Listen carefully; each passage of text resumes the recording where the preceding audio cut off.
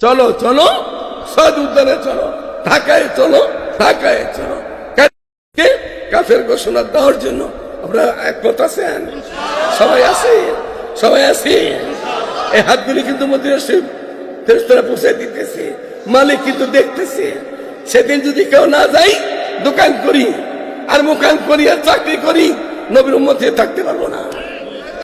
এখন সদ উদ্যানে 15 তারিখে আমি নিজেও দাওয়াত দিছি এবং সারা বাংলাদেশ থেকে দাওয়াত চলছে।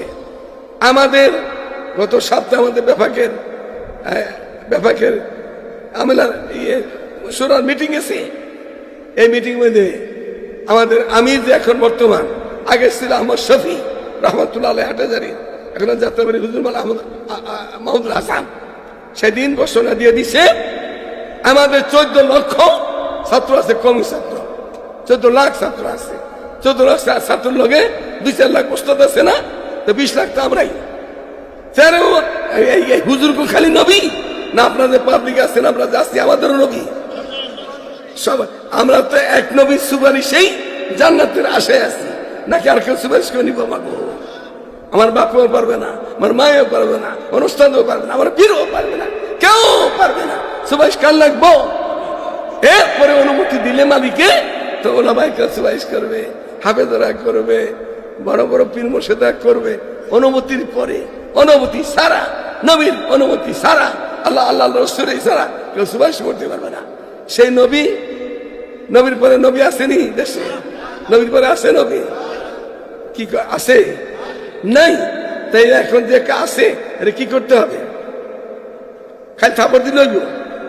ওর মাসলাটা কি? যে বলে আমি নবী, এরকম কথা যে বলে, আমাদের নবী কি বলছে মদিনা মিম্বর থেকে? আর কল্লা উড়ে দাও, আর কল্লা উড়ে দাও।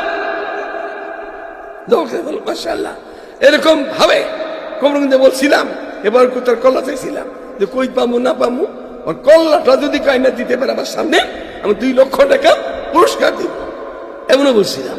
কিন্তু এসে তো চলে গেছে, যার গেছে গা, তার চেলা চমন্ড আছে, ওগুলোর সাথে নেবাজাতি করে।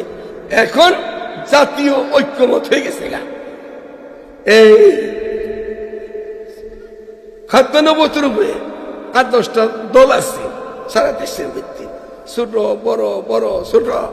এই বড় মধ্যে তাহফুজে খতম আমাদের